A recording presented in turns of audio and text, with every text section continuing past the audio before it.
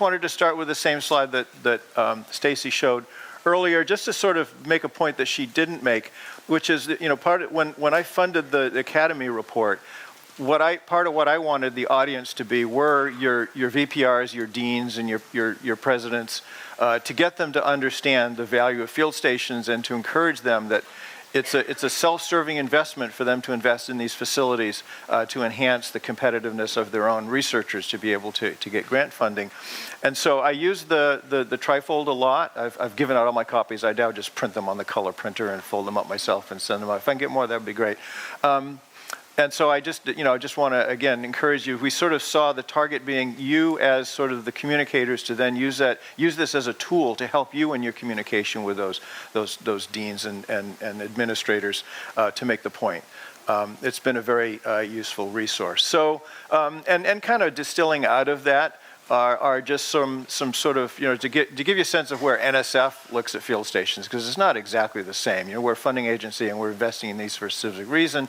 You're leading these field stations to do what it is you do, plus maybe a whole host of things that we don't fund. And so there's a lot of overlap, but it's maybe not 100% overlap. And so just to sort of get everybody on the same page, this is what I see as really valuable about field stations that I want to enhance in my program. I want them to be places where people can go and have access to field conditions to be able to do experiment, observation, collection, and so on.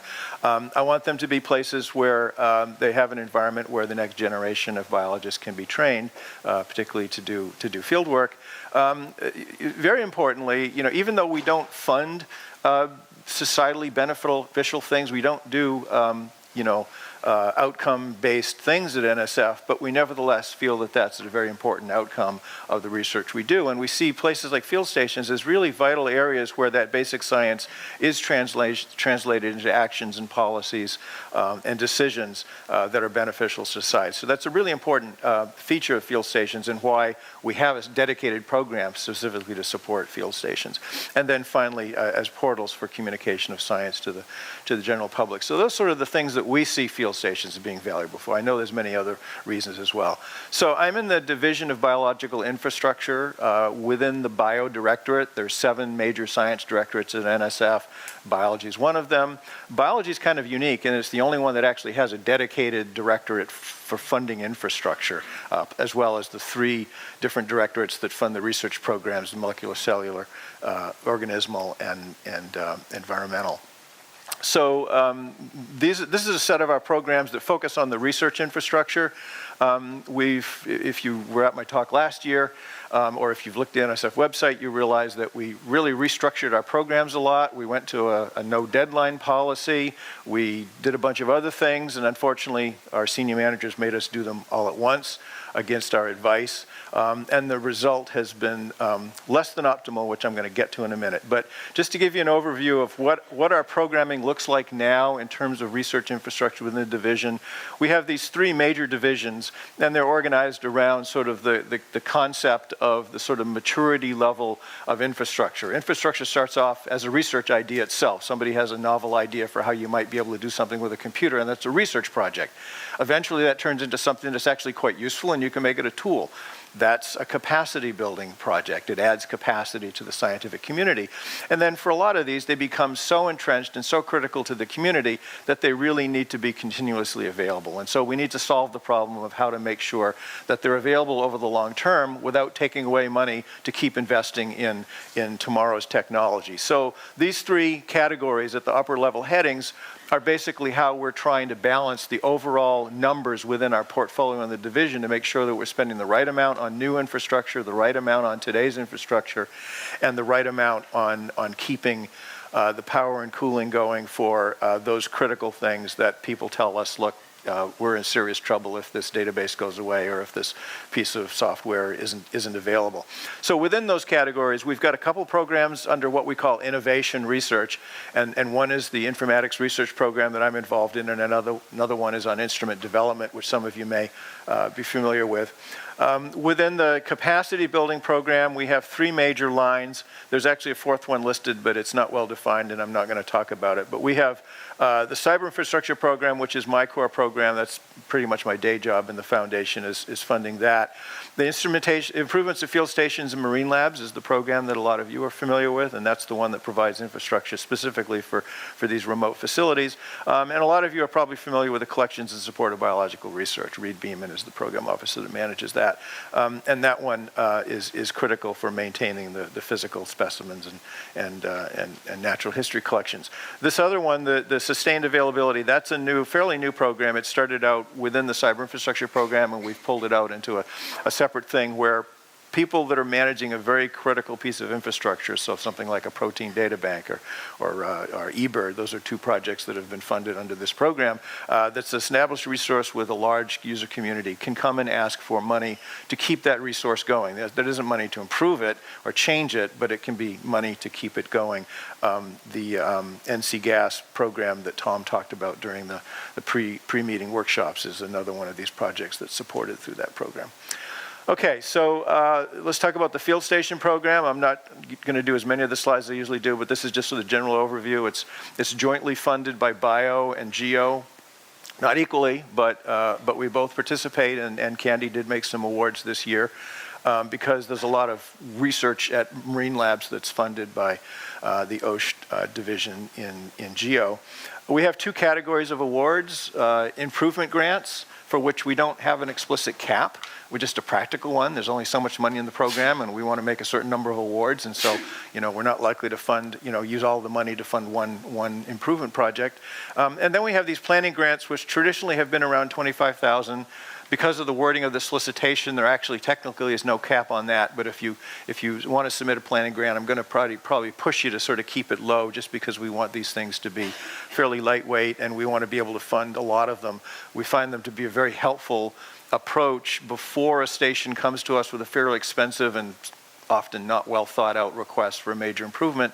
We'd really like to see that they've done the groundwork to really evaluate, is this the direction the station's going? Is this really the kind of resource that's our top priority to get going? And do we really have the users that are going to use this? And so we encourage these kinds of things. We do have supplements, which are largely for contingency. When you do a large construction project, in the normal project management world, you would have something in your budget called a contingency, which is usually around 20 or 30%, which basically means that's the money you use to cover cost overruns, which always happen. NSF doesn't allow you to hold contingency. You have to give me a budget that's exactly what your thing is going to cost. And when you have a cost overrun, you have to contact me, and you can submit a supplement. And we do have some resources for doing that, but we try to avoid cost overruns as much as we can. And we will fund workshops on occasion. The Ivar Babb and Ian Billick report came out of a workshop that we funded. Okay, so just quickly, because this is kind of redundant with the previous slide, but just sort of these are objectives. The first and foremost review criterion that I have the panel look at is, will this improvement advance the research at the site? Not just keep it going. Will it advance it at least by increasing the number of people that will be able to do it? I suppose that's an advance, but probably the top thing is, will it introduce a new kind of research? Will it add capacity? Will it enable people to do something that they currently can't do? If it's a power infrastructure project, will it allow year-round research where previously you couldn't do that? Something like that. So advance to the research is really the most important thing.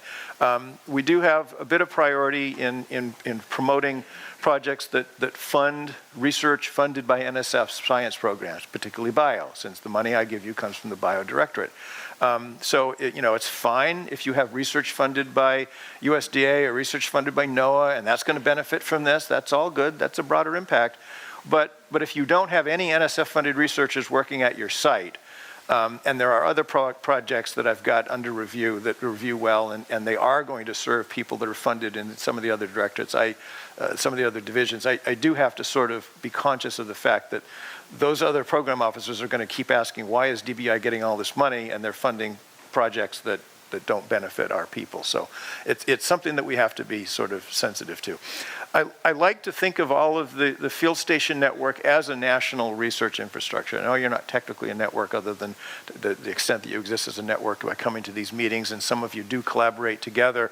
But nevertheless, I look at each incremental decision I make, I look at to say, what does this bring to the national infrastructure? So if you're, adding one more, Met station in a sea of Met stations, and you can't show me why putting a Met station here is going to really change the overall character of what we can do in this country, it's going to be less competitive than if you have an argument for why here, why this, and show me that, this combination of features and properties doesn't exist anywhere else, and that's going to make it stand out more like a real advance to research. So we're looking to not only advance research at your site, but how does it advance the research capacity for the whole country? So think of yourselves as part of a national network if you don't already do so.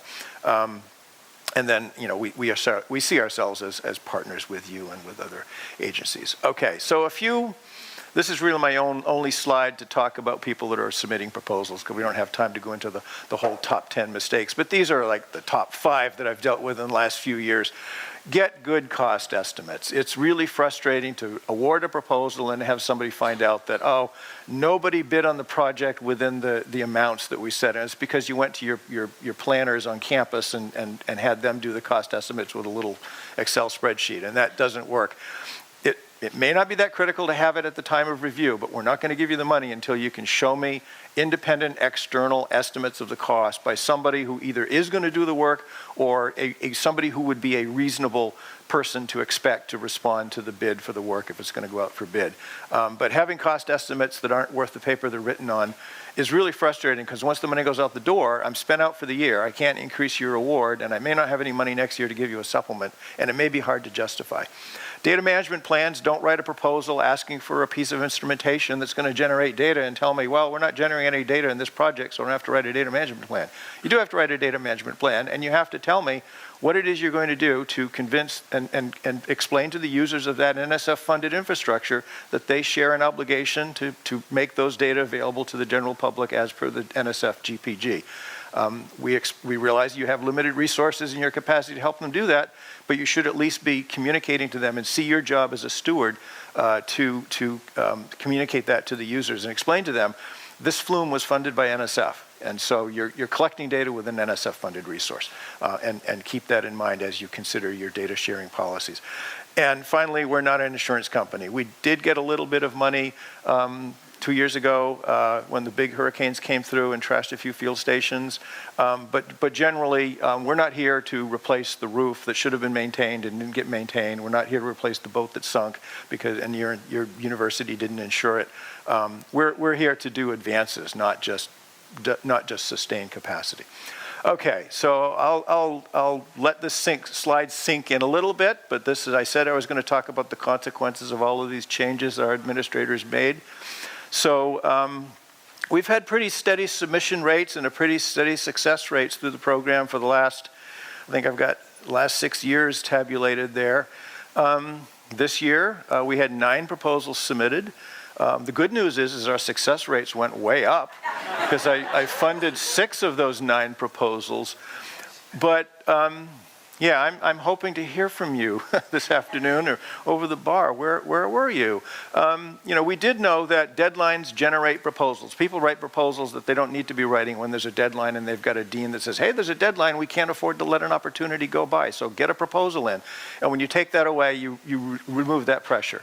But we're I think, in critical danger. If this pattern stays, we're probably looking at a restructuring of how much money is allocated to this sort of thing, and I'd really hate to see that happen. I know that it takes several years for these impacts to sort of work their way through and we get back to equilibrium, but I'm not sure our senior managers understand that. So this is something I think we should be all thinking about. I don't want to necessarily get flooded with proposals and have them all be bad proposals hastily written. That's not where we want to get back to. But I do want to know that our needs in this community really are measured more in more than 9 proposals a year. Or things might change. It might be we do fewer proposals but do bigger proposals. I don't really know where it's going, but I'd like to know. Yeah, Philippe. What are the chances you're going to reinstate having a deadline? Pretty slim. Pretty slim. Slim to non-existent, not in the remainder of my career, put it that way. Okay, so moving on from the FSML program, let's talk a little bit about cyber infrastructure, because we had Tom and Kristen here this trip. Tom represented the NC Gas project. Kristen is from the Environmental Data Initiative. And I sat in on that workshop, and I came away with a couple takeaway points, and so I wanted to include this slide. One was that, I think what happens a lot is a station manager or a scientist gets together with somebody who knows cyber infrastructure, and they just sort of hit them with everything they want to do. It may or may not be what that person actually is an expert in. And I don't think people are appreciative of the fact that there's just a tremendous amount of resources out there at all scales of the stack in terms of your cyber infrastructure resource. I sort of arranged them on the left. These are more data archive kinds of things, and there's a tremendous diversity there. You can put data in any of these, and they'll be satisfactory as far as NSF is concerned. In the middle, there's more integrative kinds of things that do either, searches across multiple repositories or do more specific kinds of value-added integrative data, like LifeMapper is a species distribution modeling software. iDigBio is a resource for helping collections digitize their specimens and get them published out as digital resources. RBMON is a software and an engineering environment for capturing and analyzing acoustic data. And over on the right, we've got more analytic resources. You heard, if you came to Tom's workshop, you heard about the National Center for Genome Analysis Support, Cyverse, formerly iPlant, the Galaxy Project, BIEN, Botanical Information and Ecology Network, I think is how that resolves. These are all sort of higher level aggregates that provide some computational resources, usually plumbed up to high performance resources. So it's a way of people getting access to the computing resources they need without either having to have the money or the expertise to be able to set up a complicated cluster and software stack. The other thing that I realized about the workshops is we're all mostly speaking to station managers here, yet the people that really need these resources are your users. And so I think it's important for you all to sort of, if you haven't got it already, you're going to get a survey from Tom asking about cyber infrastructure needs. Don't just fill it out yourself. Try to get your scientists to fill it out, because they're the ones that we really need some feedback on. Okay, moving along. I also heard a lot of interest about the UBE, Research Coordination Networks for Undergraduate Biology Education. We heard a presentation just this morning from Carrie about an active project that they have that's tied to field stations. But I put up this information so that those of you that are also interested in this activity might contact Sophie George. She's the representative in bio. Mark Pauly is the representative in EHR. So this is a joint bio and education human resources activity.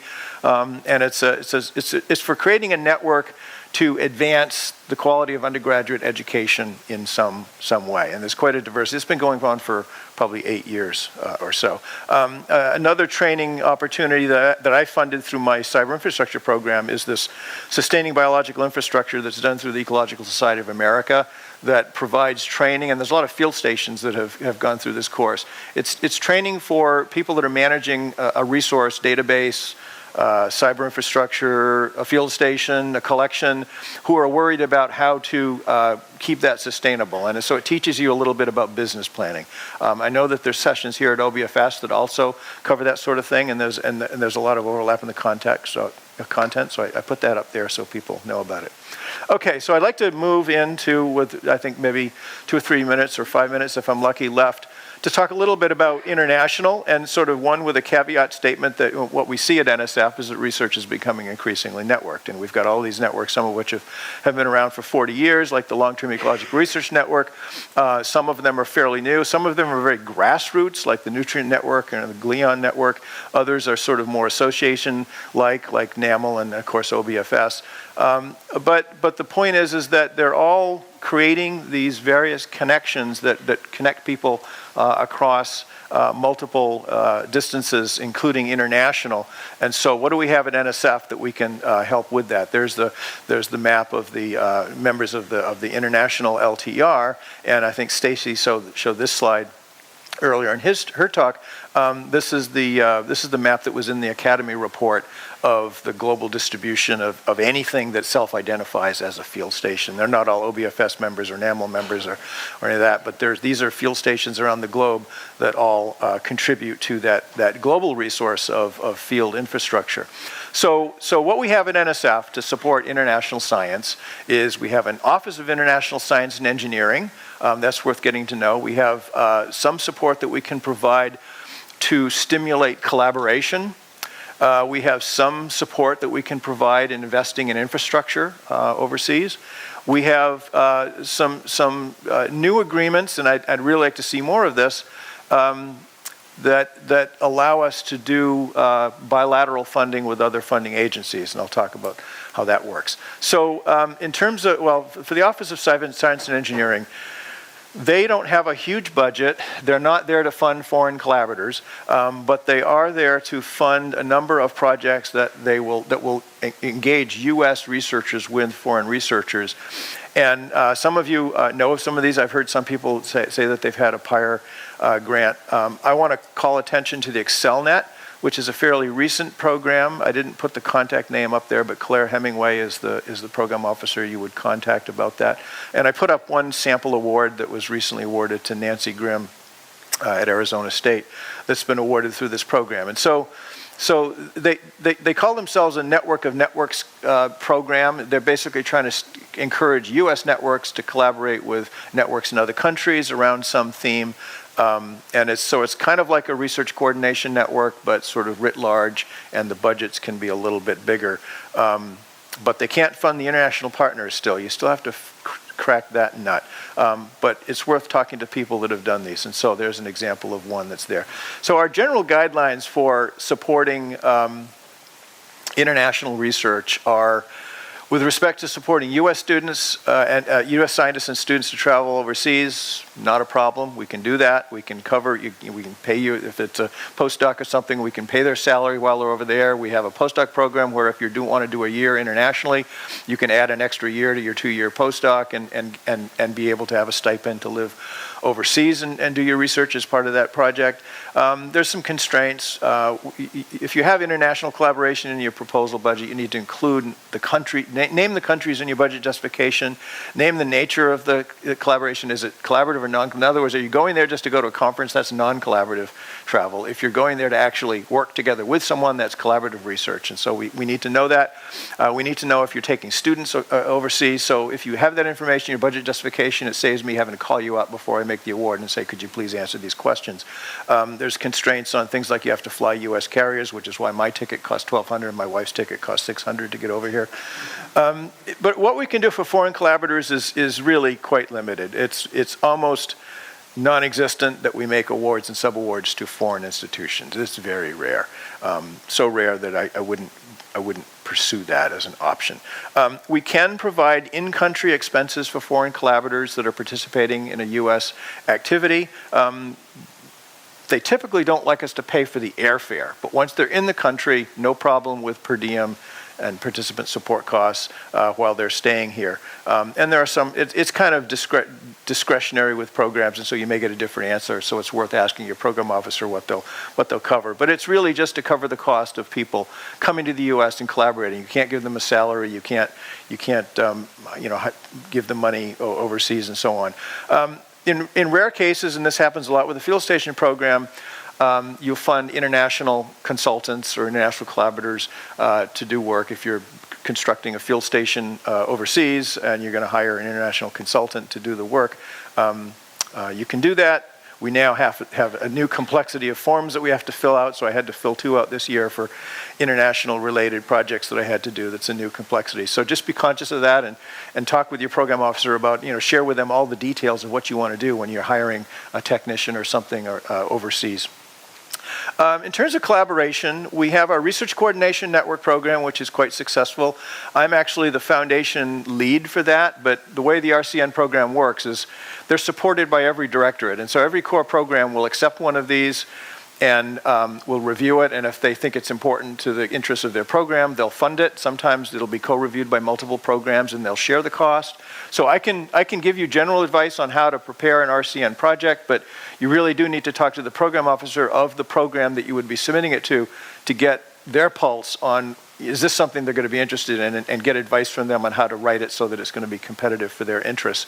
But I put up one example of a recent RCN award to Kathy Weathers, which is an international project. It's basically building on the GLEON network, the Global Lakes Ecological Observatory Network, and trying to sort of expand that network model out to pick up other networks around the world. And so that's one example of an international RCN. And there's many others that have international collaboration.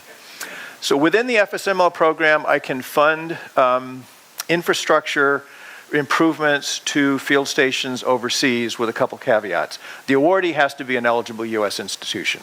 So if the U.S. institution actually owns the property, no problem. But we can get by with any demonstration of the legal authority to be able to improve the property. So if the U.S. institution is in a partnership or has an MOU or something that says, yes, University of whatever is operating this field station in this country, and they have these permits, or they have this MOU, or they have this lease agreement, or whatever, there's usually no problem in making an award to that institution to fund it. It's not going to work if you're just a user at that field station and you want to write a grant to NSF on your university so that you can take the money over and make an improvement for the field station that you work at. It's got to be more of a relationship than that. You've got to be really part of the management process.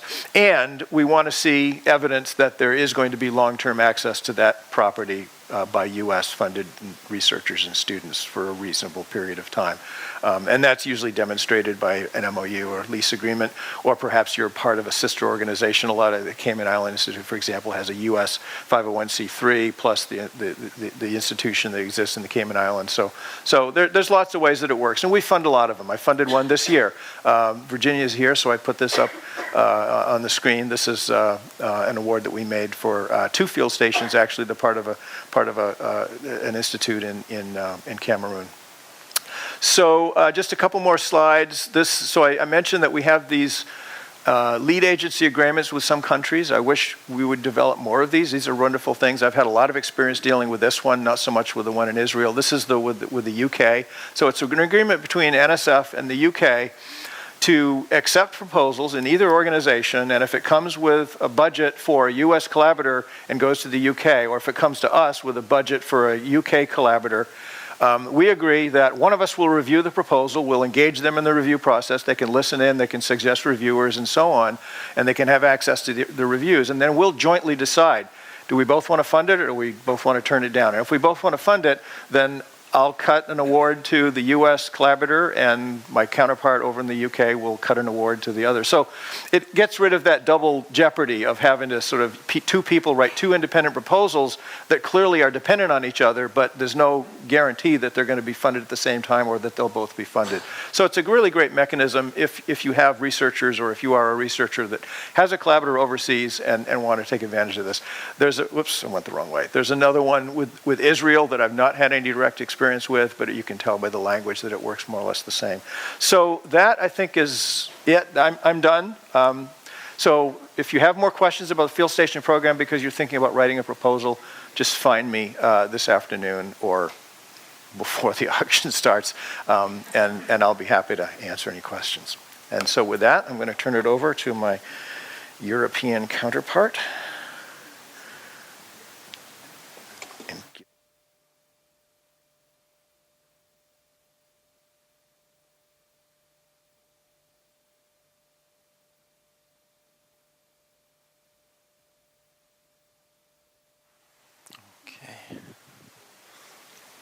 Is this working? Can you hear me? Okay. Yeah, hello everyone. My name is Pierre. I work in the European Commission, the Director General for Research and Innovation, and in particular in the unit in charge of research infrastructures. And well, first of all, many thanks for inviting me today. It's a real pleasure to be here and to be able not only to talk to you, but I hope to listen to your question and remarks. Today I'm going my talk will be divided in 2 parts. And just to make sure that you don't get bored, they will be presented differently. Actually, I'm not really good at PowerPoint, so that's the reason why I separated it, because I needed to have a different setting for the 2 parts, because I'll be speaking, first of all, on behalf of the European Commission and just giving you the general flavor of what we do for research infrastructures in the Commission. I won't go into any detail anyway, but I'm happy to answer questions afterwards. And the second part, in the second part of my presentation, I will speak about something different, which is the GSO, and tell you how that international body can be useful for your infrastructure. Before I start, I just would like to know who I'm talking to. So who's coming from the US? Right. Thank you. Who's not coming from the US? Right. That's what I thought. So, and Natalie. So that's what I thought, and that's the reason why I didn't go into many details. This is what I'm going to talk about in my first part of the presentation. I'll go fast. Don't worry. You have 2 presentations for the price of 1, but I'm not going to be very long. I'll just define what we mean by research infrastructures. Then I'll say a few words about the international cooperation on research infrastructures and the rationale. Why do we do that? And then the international cooperation in Horizon 2020, which is our big research funding program at the European scale. And then I'll talk about an outreach event, which is ICRI, that we are organizing every second year. And then I'll give you some news from what is Horizon Europe. That's the name of the next funding program. So by research infrastructure, and I think our definition sort of matches what Peter presented. There are facilities that provide resources and or services for research communities to conduct research and foster innovation. They can be used beyond research, for instance, for educational purposes or for public service, and they may be single-sited, a big synchrotron, for instance, distributed like field stations, or virtual like database, for instance. They include major scientific equipment or sets of instruments, collections, archives, scientific data, computing systems, and communication networks for research purposes, of course, and any other research innovation infrastructure of a unique nature which is open to external users. And this is, of course, probably the most important thing to say. This is not a regular lab, as good as it can be. It has to be open to users. So the rationale for the international approach, well, there are some issues with research infrastructures. There's the complexity of the infrastructure itself, the costs for development, for construction, and for operation, which can be very high, can be reasonably high, it can be incredibly high if you build an accelerator, for instance. And then, of course, the global nature of the scientific challenge. So it's not really relevant or efficient or effective for a single country or even for a continent like Europe to work on its own on some of those facilities. So why do we want to have a European Union approach on that? Well, first of all, to open the access to research infrastructures in any member state to European researchers coming from any other member state. So ideally, what we want is that all European research infrastructures are open to all European researchers wherever they are. And even if in Europe most research infrastructures are, well, almost all of them funded by the member state, not by the EU.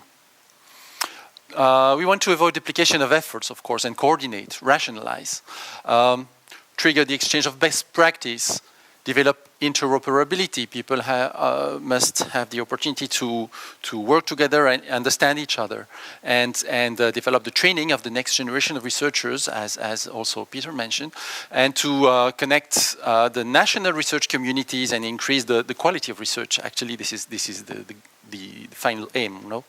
And then, of course, pooling resources as well. So we want to, we are already, but we want to be even more a global player in the field of research, and we need very good infrastructures to do so. We play the role of facilitator. The big difference between us and NSF, for instance, is that we in the European Commission, we do not operate our own infrastructures. We do not fund the operation or the construction of a new infrastructure. that is what the member states do. We are 28 member states, well, soon 27 if Brexit ever happens. But what we do is we want to integrate that landscape at European level. So we want to foster cooperation between European research infrastructures and other world-class research infrastructures outside Europe. We want to strengthen the links between the European research infrastructures with their counterparts, and what we call third countries is just non-EU, because it's a Commission jargon. Okay, and we want to ensure interoperability, as I said, and pursuing international agreements on reciprocal use, openness, and co-financing of research infrastructures. So I won't go, I already said it, I won't go into the details of our funding scheme, just to let you know that we work in the European Commission to fund research activities. We work with what we call framework programs. These framework programs, they last 7 years. The current framework program is called Horizon 2020.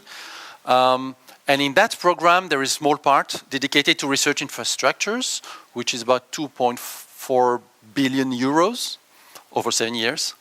And that money is used to help integrate the landscape at all the levels of at all the life, the parts of the life of a research infrastructure, starting from the concept. We fund some design studies, the preparation of the infrastructure, so we have preparatory phase proposals, and then the implementation.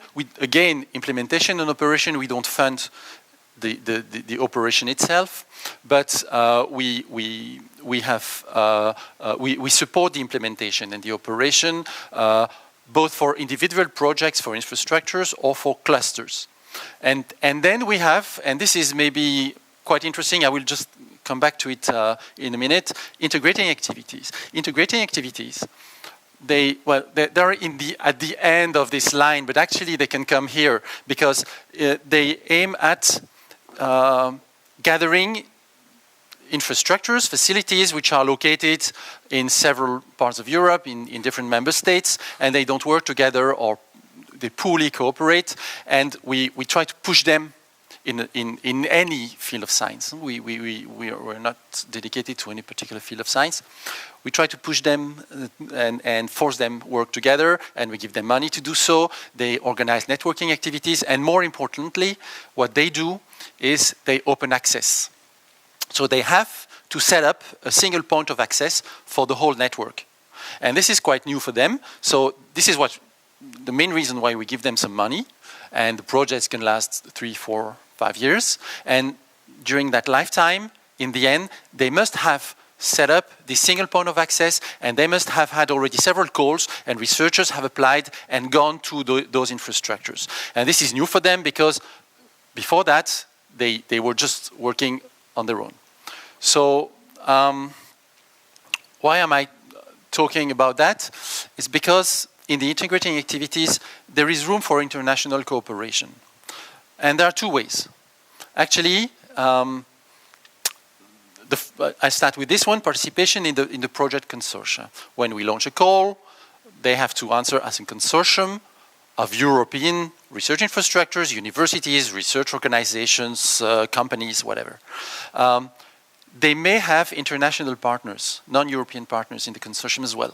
The thing is that, well, if they just bring an international partner because it's interesting, nice, okay, but the international partner has to work, has to fund their own participation.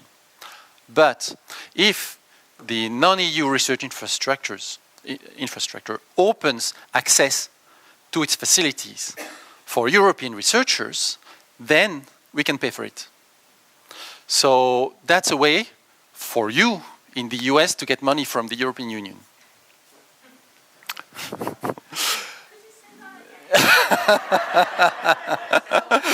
It's a way for you. So if you participate, just to explain the thing. So if you participate in a consortium, in an integrating activity, that means that you're a research infrastructure and that you open access for researchers to your facility. What we pay, one of the things we pay in the integrating activities, it's a budget of about 5 million euros over 4 years. Part of that budget is dedicated, a significant part of that budget is dedicated to the access for research. We pay for the travel costs, accommodation, and the cost of access to the infrastructures, provided that it's, of course, within the project, it's foreseen in the project.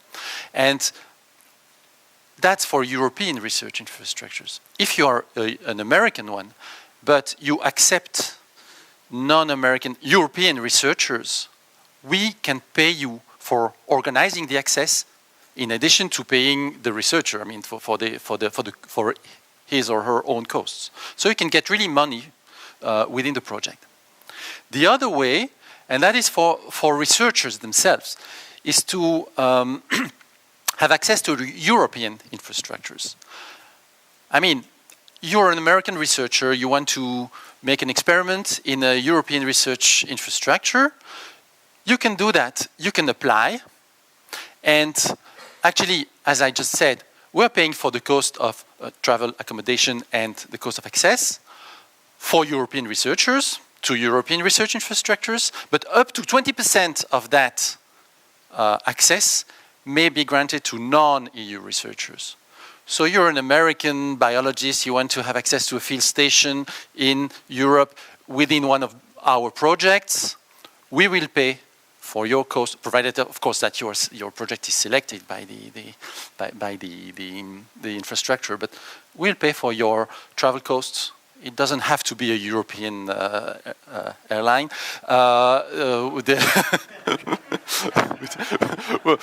Do we still have some? Anyway.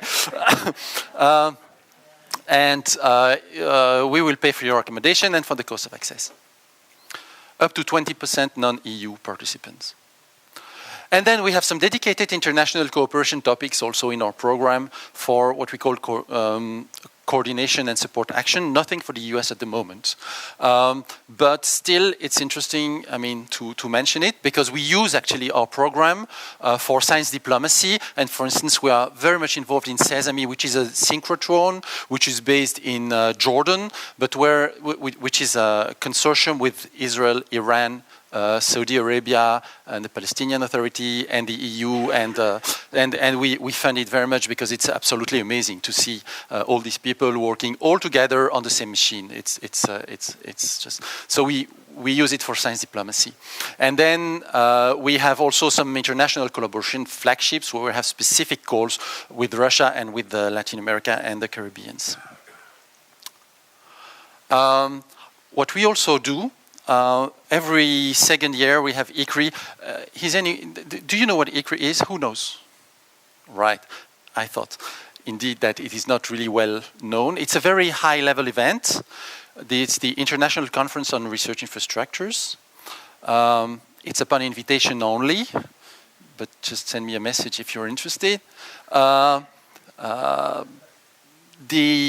It takes place every second year. It is the most important event on research infrastructures in the world, all fields, covering all fields. And actually, it's the people who attend this event are either directors or top managers of research infrastructures, ministers and policymakers. In the last one, we had Paul DeBar from the US coming for a keynote speech. We also have senior officials from all over the world. And they discuss about all the issues that they have in research infrastructures. It lasts about 3 days.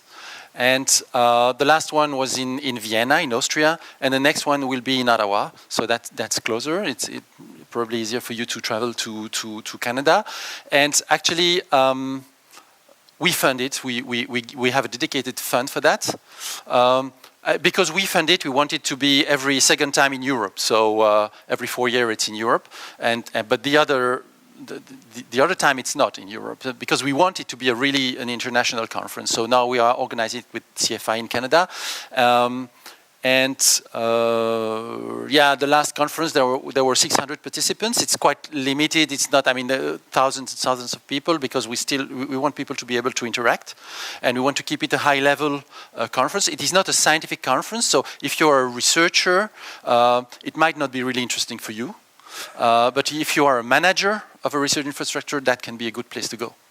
And there are many side events, and it's very lively. And actually, so we have plenary sessions. The European Commissioner for Research came, Paul de Bar came, other ministers came from all over the world, and we had parallel sessions, including one on internationalization, but also one on data. I mean, and the program committee for the next ICRI will start working this fall, and will define the program for the next conference. If you're interested, you can go to the website. Of course, you will have my presentations, and so you can just click on the website and have a look. You can see, I mean, almost all the presentations there, the conference conclusions, the list of participants, and so on. Now, some news, but very briefly, on Horizon Europe, which is the name of our future program. Horizon Europe will start in 2021, will last also 7 years, as all our research funding programs in the European Union.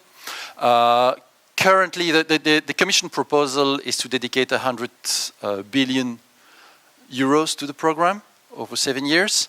That will be the highest budget for such a program ever. It's probably going to be a bit less, because the EU is a very complicated machine, and of course there will be people pulling here and pushing there, and it's going to be lowered a bit. But I think the European Parliament wants it to be very high. The member states depends. So we'll see. We're just starting now discussing the structure and the content of the program. So, but we already have the general line, and it's going to be very much sustainable development oriented. So the vision is a sustainable, fair, and prosperous future for people and planet based on European values, and beautiful sentences like this. But what's behind it? Lots of money will go to climate change, and then helping to achieve the sustainable development goals. And then, of course, this has always been very important, boost the union's competitiveness and growth through research and innovation. Well, how will we do that? Well, I won't go into those sentences, but you'll have it. There will be a focus on international cooperation to tackle together the global challenges, and we also want to attract the world's best talent, but to cooperate with the world's best talents all over the world. This is quite new. There will be association agreements. We already have that, but only with neighboring countries around the EU. And now it's going to be open to the rest of the world. That means that a country, a government, for instance, the US government, can decide to start negotiating with the European Commission and sign an association agreement. That's not going to be an easy thing to do, because that means that the other country also participates in the program. They give money to the program. And by doing so, they fully belong to the program, so they can benefit from it as well.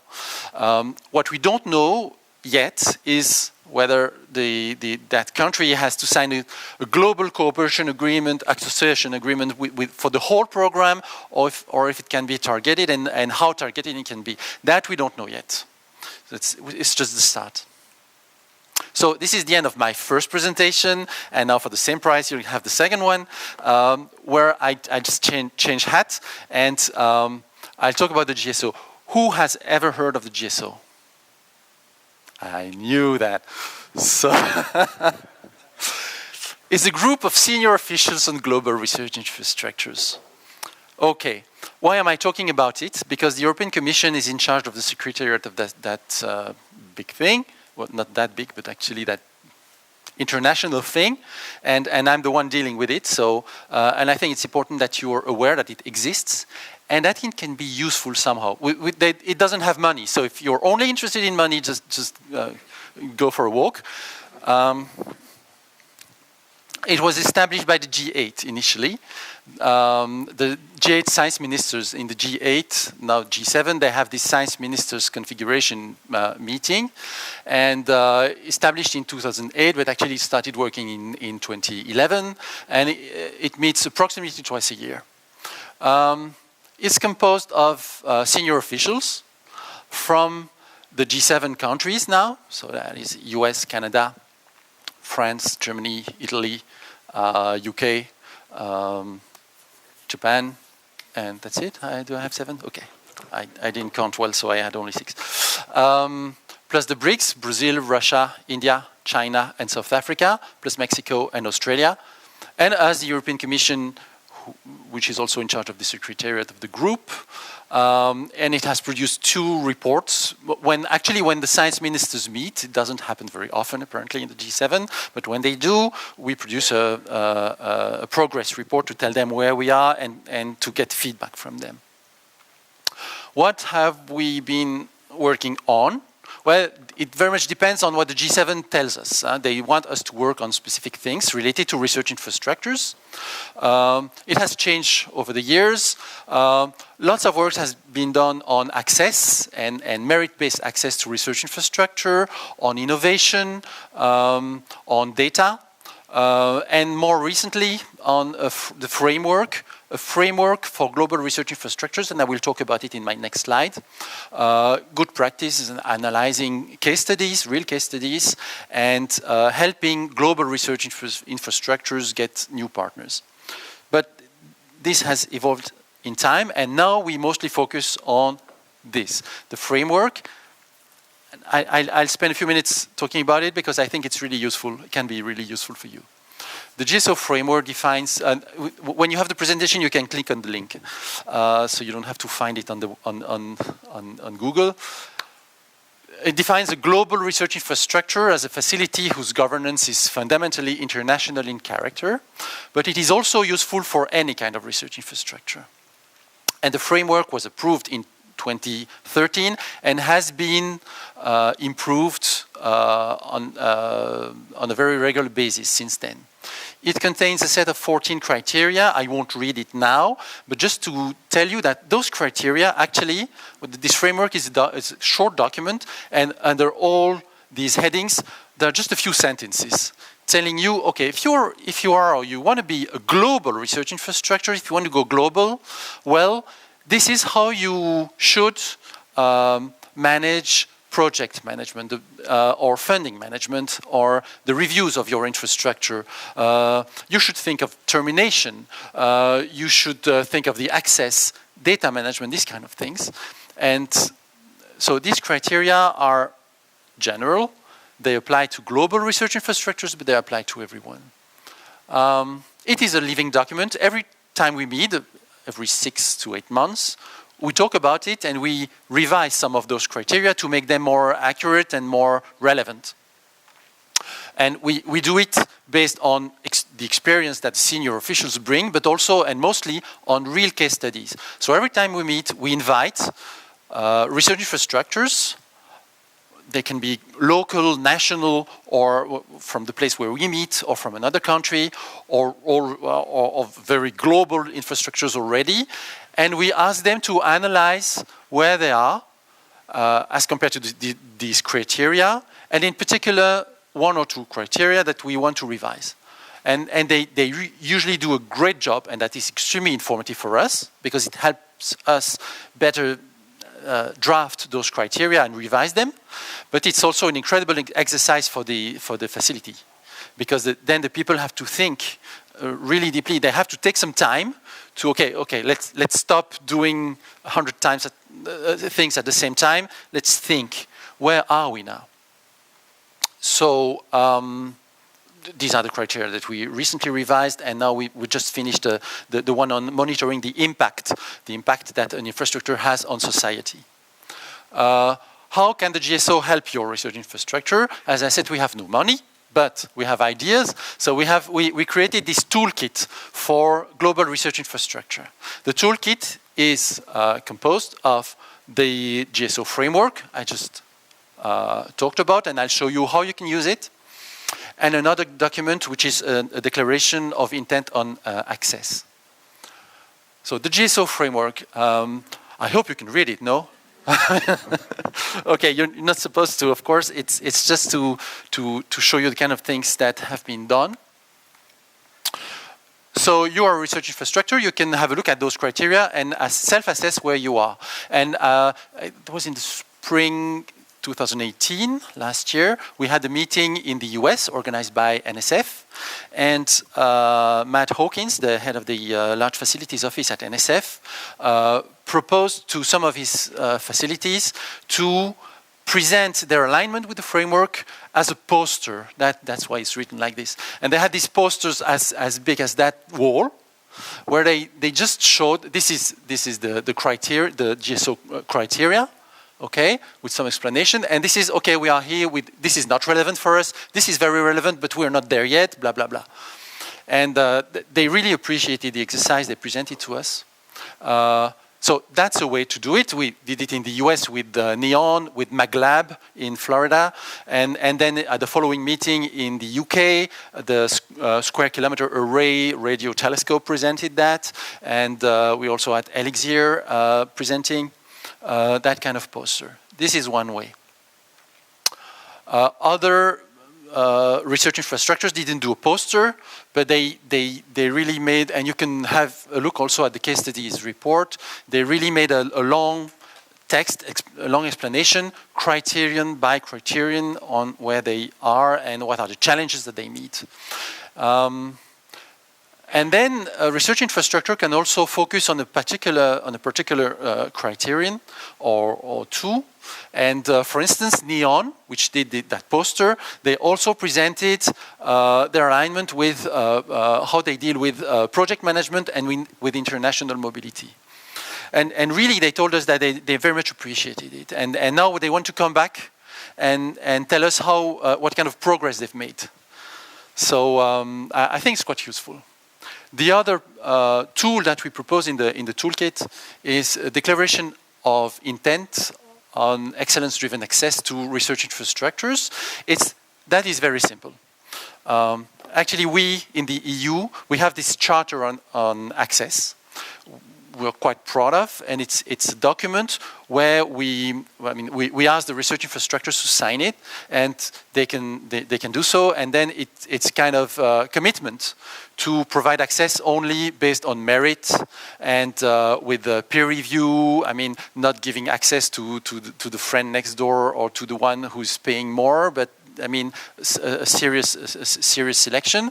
That is quite common in Europe. It's quite common in North America. It's much less common in other parts of the world. So we wanted to raise this good practice and to show it to everyone and to bring everyone on board. And everyone in the GSO, including countries where this was less common, agreed on a text, which is a declaration of intent. It's just one page, with six principles. They download it. It's a Word document. They can download it, sign it, scan it, put it on the website, advertise, whatever. We don't check anything. It's a self-commitment. The GSO has no operational capacity to check whatever or to make any kind of audit. It's a self-commitment that they can make. So just have a look. It's a very simple Word document, but you can then use it for communication purposes, and you can use it for your internal purposes. So voila. And just to tell you that now we are going to analyze in the next meeting a very interesting case study, which is GARI. GARI is the Global Ecological Research Infrastructure. It does not exist yet. The initiative came from the ELTER network, and the partners which initiated it were the ELTER, the European component of ELTER, NEON, the US component of ELTER, the China Ecological Research Network, the Australian Ecological Research Network, the South African one, and the International Carbon Observatory System Research Infrastructure. They created a think tank to decide where they wanted to go and how. They drafted a memorandum of cooperation, and already I think half of the partners have signed it. And they participated in conferences such as ECRI, the one I just mentioned, where they had actually their posters, all the partners, they had their posters together presented as a kind of half circle. And that was quite impressive because that showed how coordinated they can already be when they present. And they also made some presentations. And now what? The big question now is, how far they are going to integrate. What is their purpose? And according to that, are they going to create a real international body that will coordinate all the activities? Or are they going to be just a better integrated network, exchanging people practice, having some common activities? They don't know yet. They are talking about it. But in any case, they are using now the GSO framework to create their own, to create themselves, to create Gary. So this is the very first time that this framework is used by an infrastructure that does not exist yet, and that does not want to see where they are in terms of being global. They just want to be created from scratch as a global research infrastructure, then using the GSO framework to do so. So they're going to come in the next meeting in December, present, and we'll try to help them. But we're quite excited about it. So just to finish, and I think I was really too long, the contact, so in the GSO, there's a country that has the chairmanship. That's the one who just organized the meeting. So now that's France. We had the meeting in the Roscoff Marine Station. That was really interesting. And the next meeting will be in Shanghai in December. That's where we're going to have a look at Gary as a case study. This is the email address of the GSO Secretariat that comes to my mailbox. And the current website is very easy. We are actually, the European Commission as Secretariat is hosting the GSO website, but that is not convenient at all because we are not a very flexible organization in terms of what we can do on the website. So we are going to externalize that. We're working on a new website, which is going to be very simple, GSOGRI.org or something like that, and which will be much more flexible. We can put pictures and all kinds of stuff. So it's going to change soon, but in the meantime, you can just click on that link and have a look on what we're doing. And that's it. Thank you, and I'm happy to answer any question.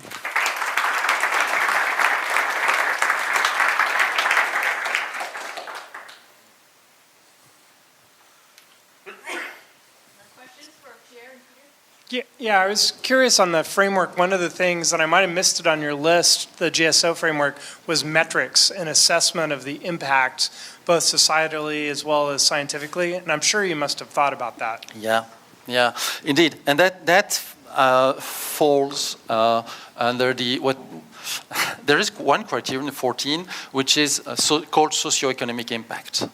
We just changed it into impact. Because it's not only socioeconomic, it can be cultural, and of course it is scientific. So, and there, well, don't expect that framework to tell you, to go very much into the details. It gives you the guidelines. And in the new drafting of that criterion, which is not on the website yet because we just need to agree on the final wording, it says something like, yeah, of course you need metrics and you need to do it seriously. And so it doesn't tell you how to do that, but it is mentioned indeed because, and we had a debate on that indeed. So it is there. And it is also in the criterion, the management of the research infrastructure itself. So yes, of course, we mentioned that.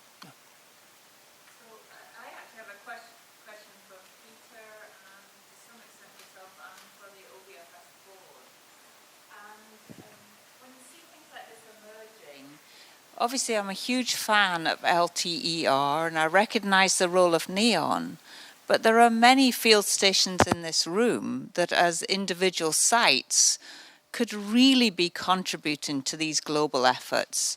And yet, because of the way funding is structured, and this is not an anti-LTER or not an anti-NEON. Sorry? But how do we get over this barrier that we do not have an identifiable and clear network that gets some kind of federal government recognition so that it can get sucked into these? I mean, many of the field stations that are here today, other countries would be extraordinarily proud to have them in these networks. And yet somehow we're not dealing with it. It's kind of the elephant in the room about that we don't have, and I'm speaking specifically for the US sites, but this may be true in other countries as well. We don't have a hat that slides us into these international collaborations. We have to do it individually. And at some point we have to tackle this. And, that's an unfair question for you, Peter. It's probably a surprising question for you in that many of our sites are not part of the government-funded networks, although they would have government funding in many places. So, and I think it's a question for the board, how do we navigate that sort of nobody's baby problem? Well, I guess in this particular case, I'd defer until we know exactly what this global network wants to do, because it's not clear to me what membership necessarily means. The OBFS network or community is a bunch of field stations. Now, if you look at some networks that exist, like GLEON, which of course you're familiar with, there are people who do research at field stations that participate, and in some of those cases, those stations have gotten infrastructure to participate in GLEON. But what's the meaning of a station participating in the network as opposed to the scientists working at a station participating in the network? I don't really know what it would mean and what you would need from NSF, let's say, or somebody to enable that membership in the network. I mean, to me it comes down to, for me to act, I need to have a proposal. And so what would a proposal say? I know what it means when someone writes a proposal and says, I want to purchase a buoy and some stuff in order to participate in GLEON, and we're certainly able to do that. So I guess I'm not clear exactly yet what this network is doing, and so why it's important to worry about whether OBFS should be part of it or not. Well, I don't think this is just an NSF chapter. It's not this is really not NSF's baby. The question is, say for example, the international LTER. Unless you're in the US LTER network, you're never invited to those discussions. And yet, many of us provide really great cross-site. Many of us could, in theory, provide really great cross-site collaborations for other international LTER sites, but we would not normally be included in those discussions because we're not part of LTER. I'm trying not to moan. I'm actually trying to look for a solution where, how does OBFS become a more recognized network for federal agencies where there would be some level of inclusion when there are international efforts? I guess that's what I'm trying to say. So if I could just add one more thing to my answer in light of that. The issue that you're describing, to some extent, in my opinion, was why NSF created the macrosystem ecology program. A lot of the ideas for that program really grew out of what we were doing when I was part of LTR before I came to NSF. I was on the executive board that helped write the first draft of that integrative proposal that was supposed to be the network synthesis proposal to layer on top of LTER. And the vision that we had then was exactly the problem you're describing. It didn't make sense to keep conceiving synthetic research within LTR by only having participation from LTR sites. And so we realized that an independent program that should be question-driven rather than network or institution-driven was the answer. And so macrosystems isn't an LTER program. It isn't aligned with any particular network. It's kind of branded with NEON, but that's really just to get people to use NEON. But realistically, the research that's done is not exclusively NEON or LTR. It's a way of getting money to the question and let the question decide who needs to participate. And I think researchers at OBFS sites are involved in those projects. And they're very excited about it and pleased about it, although we should be putting more field station bracket LTR proposals in. That still doesn't answer the problem. How do we get recognition at some sort of federal level for participation in these international efforts? And I don't think you, as a funder of research or infrastructure, is really in the ideal position to do that. I think what this talk highlighted again to me is that we do not have a recognizable umbrella for people to say we need to, I mean, had you ever heard, you asked us lots of embarrassing questions, I'm going to ask you the embarrassing question. Had you ever heard of the Organization of Biological Field Stations? No. No. So, you know, which doesn't surprise me at all, but how do we get that rubber stamping? Oh, we should be proposing that, you know, field stations should be part of this international effort beyond the LTER or NEON. So I don't have an answer for that, but what I would suggest is that that is for our community to talk about. And I posed a very similar question at the Ecological Society meeting a few weeks ago to several NSF program officers, in the sense that there are a lot of networks going on, but not all field stations participate in all of them, and many field stations don't participate in any at all. So how do we cross-pollinate across those scales, across research opportunities, across disciplines? And they all uniformly encouraged me, and I am proposing this to all of you, to, number one, propose workshops and do things like RCNs and workshop proposals, as Peter has suggested, that we would be organically coming up with to address that issue. And secondly, there are town halls next week that are happening that people can hook into and participate. NSF, we put the call out on the OBFS listserv. We could probably put it out again. I don't know exactly how that's going to operate, but that's an idea to try to break down some of these barriers across multiple existing boundaries that are either content or maybe organizational or variety of things. So I think if we speak in some fashion that is coming from this organization, that might be a way to partly deal with that. So that's not really an answer, but I think it's turning the question back on our own capacity to think about that. Maybe just if I may, from an outsider. So I cannot comment on what's going on in the US, but I can tell you that the same kind of issues also happens here in Europe, and it's not true only for ecological field stations. It's true in the world of research infrastructures, generally speaking. I mean, we launch calls to integrate the landscape because we know it's scattered, and some people answer to the call. And then a few years later, it happens that that consortium which initially answered becomes the big thing in the field. And then others say, well, okay, but they do not represent us, and why are we not included in that? And then we have to go back to the communities and say, okay, we have to do something about that. Because indeed, for us it's an issue because those who claim they represent a field do not represent the whole field, and then others are not in while they should be. So, and that's an issue. Sometimes we have to push, people together. Sometimes we integrate some projects and some infrastructures that don't sometimes want to, or one of the partners doesn't want to marry the other. That happens. Sometimes we do it still because we have this we are a policy body. We're not just we're a funding agency, but we're also a policy making body, and we have some instruments, policy instruments and legal instruments, where we can act at that level. But of course, that is a very general question.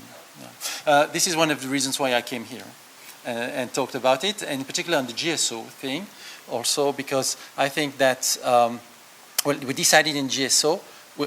The GSO is well known by a very limited number of people, and very well known in a small category of policymakers. And okay, fine, but the GSO is not known by the communities. And actually, we decided to much better communicate, to go and to the people and to explain what is going on, because we want to be transparent about that. And then if it fosters some kind of debate within the communities, then that's good. We want to...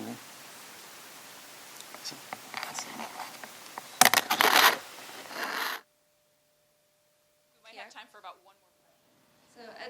So to follow up and help me understand how that might work, Pierre, I was wondering if we could get a sense from you to participate in something like Gary, if it was going in a direction that OBFS thought we wanted to participate in.